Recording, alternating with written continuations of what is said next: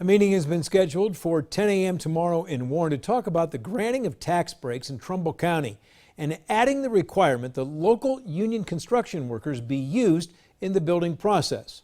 Now, the meeting follows a protest today by the building and trades unions who claim the tax breaks should come with jobs.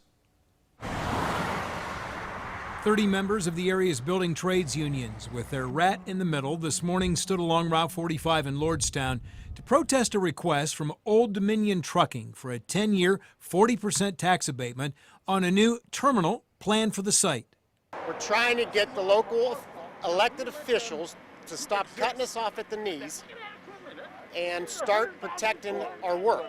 The unions have no problems with tax abatements, but they feel they should come with a requirement that local union workers be used during construction. We had 3 of our local companies that bid this, and they're bringing in a company from Utah to do the mechanical package. Now, tell me how that makes any sense when you have tax abatement language in here. A year ago, the building trades unions had the same issues with the TJX project, also being built in Lordstown, where most of the work went to out-of-town companies.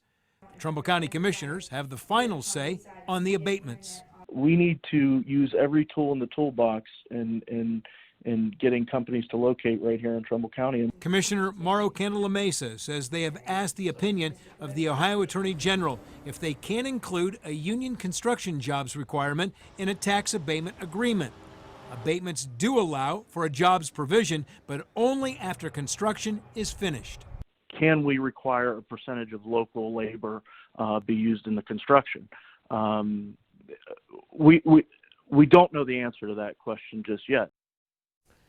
We tried contacting Old Dominion Trucking but never heard back. Not far from where the trucking terminal will be built will be the new GM LG Chem battery plant, which is using all local union skilled trades.